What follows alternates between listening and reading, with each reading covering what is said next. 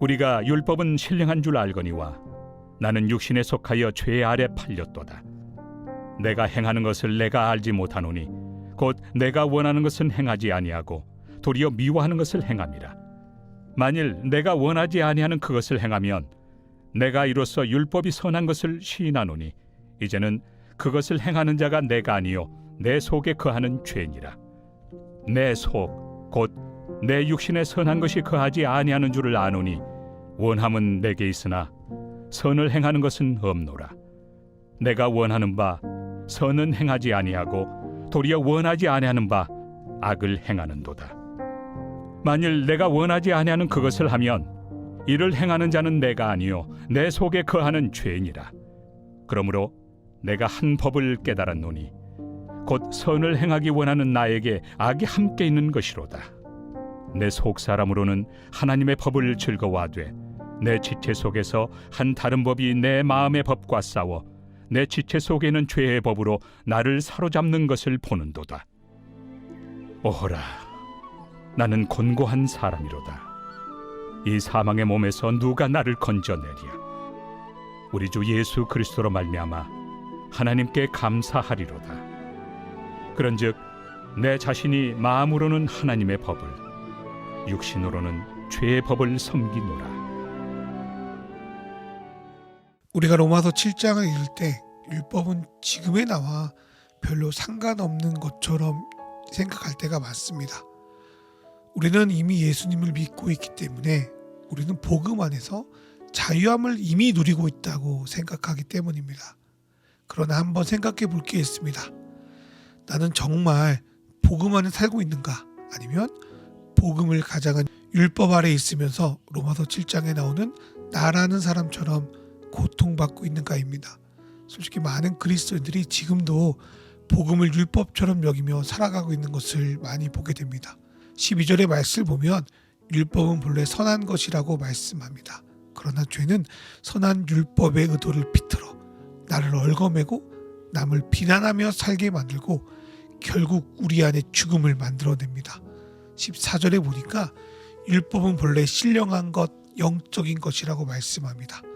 영적이라는 말씀의 해석은 다양하지만 여기서 영적이란 하나님의 마음이 담겼다로 보면 좋겠습니다. 하나님이 우리를 꽁꽁 묶어서 통제하려거나 죄책감을 심어주기 위해서 율법을 주신 것이 아닙니다. 하나님은 아담의 범죄 이후로 깨어진 하나님과의 관계를 다시 회복시키기 위한 목적으로 우리에게 율법을 주셨습니다. 그러나 인간들은 아담같이 육신, 죄에 매어진 존재입니다. 그래서 율법을 통해 죄를 극복할 능력이 없는 것입니다. 또한 죄의 특징 중 하나는 진리를 비틀어 버린다는 것입니다.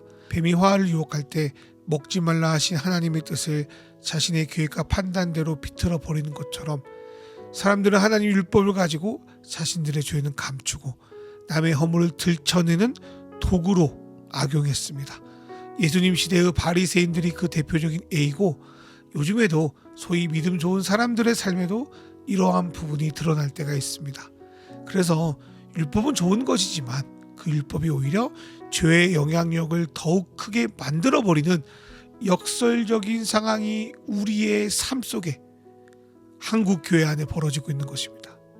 겉으로는 괜찮은 척, 잘 되는 척 하지만 우리 내면을 보면 비참하고 속이 텅텅 비어 있을 때가 많습니다. 그것을 바울 사도는 내가 행하는 것을 내가 알지 못한다로 표현하고 있습니다. 사람들은 자기 상태를 모르면 겉으로 보여지는 모습에 집착합니다. 때로는 화려하게 치장함으로 자신을 감추기도 하지만 종교적인 신념이나 율법들을 가지고 자신의 속마음을 숨기기도 합니다. 그러나 누구보다 자기 자신이 그걸 잘 알 겁니다. 내가 정말 원하는 것은 행하지 않고 내가 미워하는 것을 행하며 살아가고 있다는 것 말입니다. 이러한 것은 우리 일상의 삶에서도 많이 나타납니다. 마음으로는 이게 맞다는 걸 아는데 그것을 행하지 못하고 계속 어긋나고 잘못된 방향으로 나아가는 경험을 우리는 참 많이 하지 않습니까? 이렇게 원하지 않는 죄를 짓고 내 자신이나 다른 이에게까지 손에 끼치는 삶을 경험할 때 그때야 비로소 야 하나님의 말씀대로 그분이 세우신 율법대로 사는 게 맞았네, 잘못했네, 그런 후회의 고백을 하게 됩니다. 그러나 내가 그렇게 고백했더라도 내 스스로 이러한 율법을, 하나님의 뜻을 제대로 지킬 힘이 없다는 사실에 우리는 또다시 절망하게 됩니다. 또 어떤 사람들은 앞에서 말씀드린 것처럼 율법을 교묘하게 비틀어서 실제로는 율법을 지키지 않으면서 지키는 척하며 남을 속이고 자신마저 속이는 텅텅 비어버린 삶을 유지하며 살아갑니다. 왜 우리는 이런 삶을 살아가야 할까요? 그리스도를 믿었다고 해도 여전히 복음이 아니라 율법과 죄의 노예가 되어 힘들어할까요? 그것은 우리가 뭔가 막 죄를 저지르고 나쁜 짓을 하고 이런 것 때문에 그런 것은 아닙니다.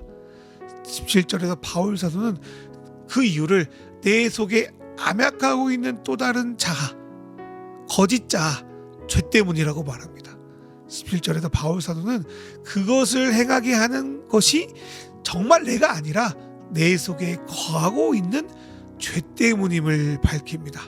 어떤 분들은 이 말씀을 보고 혹여 면죄부처럼 나의 잘못을 잘못 판단할 여지가 있겠다 생각할지도 모르겠습니다.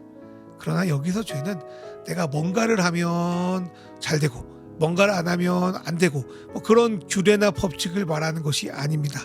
이것은 본질적으로 아담 유전자를 품고 있는 모든 인류의 죄성을 말하는 겁니다. 그래서 성경은 모든 사람이 죄를 범한 상태다라고 우리에게 증언합니다. 본래 죄는 하나님이 창조한 것이 아닙니다. 죄 짓기 전에 우리 인간에게도 있었던 것도 아닙니다. 그러나 하나님을 떠나 그분을 배신한 순간 우리 안에 죄가 굴러온 돌이 박힌 볼을 뺀다는 속담처럼 우리 안에 점령에 들어와서 자신이 마치 우리의 주인인 양 행세하고 있는 것입니다. 죄가 우리의 주인인 상태, 죄가 우리의 것이 아님에도 우리의 일부처럼 기생하고 있는 상태, 많은 사람들이 그 기생하고 있는 것을 자기 자신으로 여기고 있는 상태, 그것이 바로 죄에 벗어나지 못한 우리의 심각한 문제입니다. 그러나 우리는 그 죄를 잘라내거나 거부할 능력이 없습니다. 인생을 살아가면서 이 죄의 문제가 가벼워지는 것이 아니라 오히려 강성해지고 무거워집니다. 그것이 나의 견고한 진, 회로가 되어 정말 내가 원하는 선을 행하지 못하고 계속 악을 행하며 자책하거나 때론 자기 자신마저도 기만하며 살아가는 것입니다. 그래서 죄는 우리를 옳은 길로 통제하게 하지 못하는 무언가입니다. 성경에서 간질병으로 쓰러진 아이가 자신이 원하지 않는 불과 물에 계속 쓰러져 가는 것처럼 죄는 내 속에서 역사하여 내가 원하지 않는 일을 계속 하게 만듭니다. 선한 의도로 만들어진 율법은 이러한 우리를 더욱 비참하게 만듭니다. 차라리 몰랐으면 내가 원래 이런가 보다 하고 그냥 막 살아가겠는데, 율법을 아는 우리, 신앙생활하는 우리는 이렇게 살면 안 되는 것 같은 데를 알면서도 그렇게 살아가니 얼마나 더 비참하겠습니까? 이것을 바울 사도는 속사람으로는 하나님의 법을 즐거워하되 내 속에 또 다른 법인 죄가 나를 속이고 사로잡는다고 말합니다. 겉으로는 종교 생활을 통해 괜찮은 척하지만 실제 여전히 죄의 욕망에 사로잡혀 계속 그 안으로 끌려가고 있는 우리 아닙니까? 어릴 때부터 교회를 다니고 신앙생활 열심히 하는 분들 안에도 이러한 공고한 비참함이 있습니다. 그것은 말로는 예수님이 나의 주인이 되었다고 하면서 실제에 내 자신이 주인으로 계속 올라가 있기 때문입니다. 예수를 믿는다는 것은 기존의 삶의 방식, 플랫폼을 버리고 새로운 체계 안으로 아예 들어가는 것인데, 기존의 신념이나 생각을 강화하는 방식으로 나의 지금 모습을 업그레이드하는 정도로 예수를 믿어버리니 어쩌면 복음마저도 율법화시켜 죄를 강하게 만들어버린 꼴이 된 것입니다. 우리는 우리 안에 있는 죄의 실체를 겸손하게 바라보고 인정해야 합니다. 율법적으로 살면 하나님이 나를 사랑할 거라고 생각했던 나, 그냥 단순하게 예수를 믿으면 내가 원하는 것을 얻을 수 있다고 믿었던 나, 예수를 나의 주인이 아니라 나의 성공으로 인한 수단으로 여겼던 나, 예수를 믿었다고 하면서 내 삶의 영역에서 주님의 통치를 계속 거부하고 있는 나를 복음 앞에 직면할 때 내가 얼마나 비참한 사람인지를 깨닫습니다.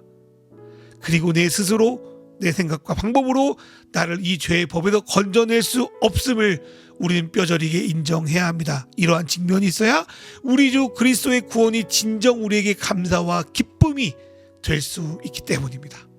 정말 예수를 믿고 신뢰하고 따라가는 사람이라면 로마서 7장 말씀이 별 상관없이 느껴질 것입니다.